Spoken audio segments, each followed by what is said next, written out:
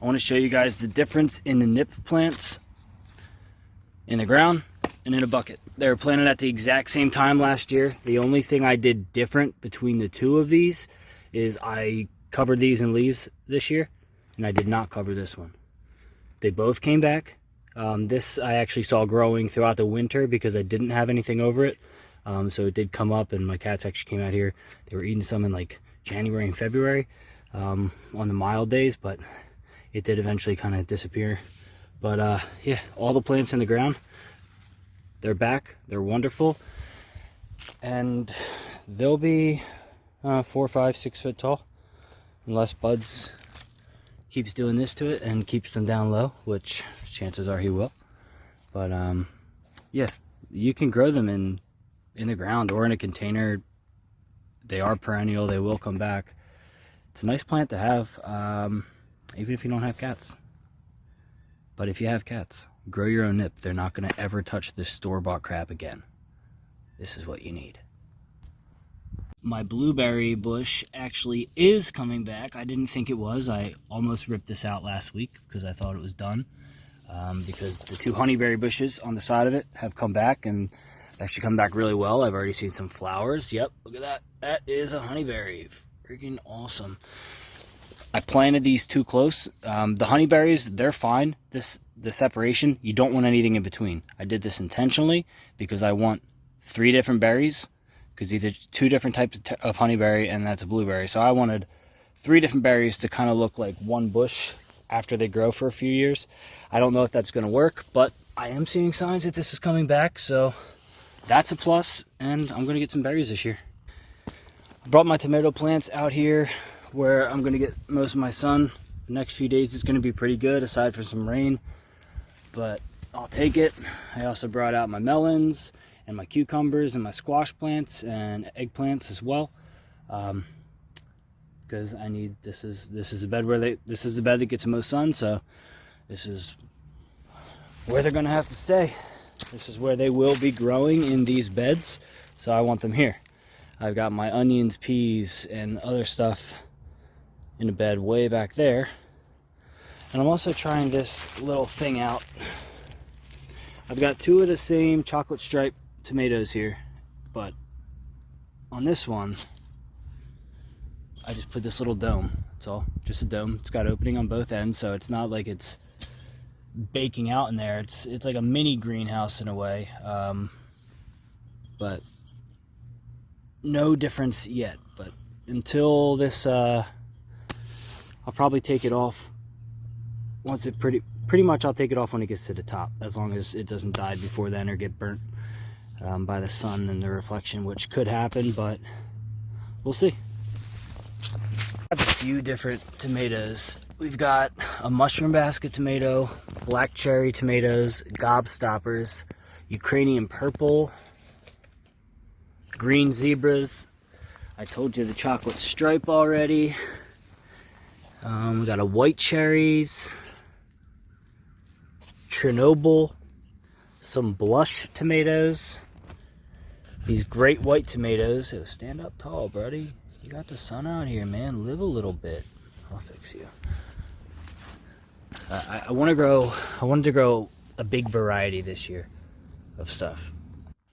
My first sight of mushrooms, which is cool. I should get a lot of that because there's a lot of poop, leaves. I even brought some logs in here. I've got some logs scattered around to kind of keep the fence there, but also for mushrooms, I'd like to grow some mushrooms. Actually, I wonder what these are.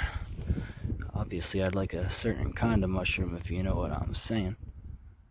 I've never grown chia, but I planted some black chia seeds in here, and they're all coming up. I don't know what I'm going to have to do, though.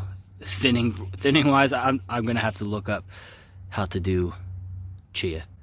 These 3 beds here are new, so when I put them in, I scuffed up the ground a bit. I didn't really dig down too deep, but what I did is I put an entire bed of dead leaves in here, in each one, and then I piled compost on. So this is horse poop. Some of it's fresh. I brought it straight from before it went anywhere, straight from their butt right to here. But most of it is already composted. It's been composted for a few months. Next year, after this growing season, these beds are going to be phenomenal. I've got half yellow onion, and the other half of the bed is red onion. The red onion are a little slower, it looks like. Just testing out a method here as well. I just threw some basil clusters right onto a pile of leaves, mulch, sticks, you know, and I also threw some compost and some dirt on there. It's pretty much going to be a compost pile. So far, they look pretty solid. I think that should work. And the onions that I threw in the container are actually doing really well. Better than the ones out in the ground.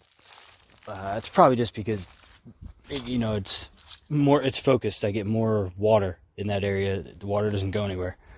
So I also have my radishes coming up, so that's pretty cool. And my peas are doing well. I'm going to get a few more peas out here, and I'm going to be bringing my lettuces and kale. They'll be coming out probably next week, and then the broccoli, cauliflower,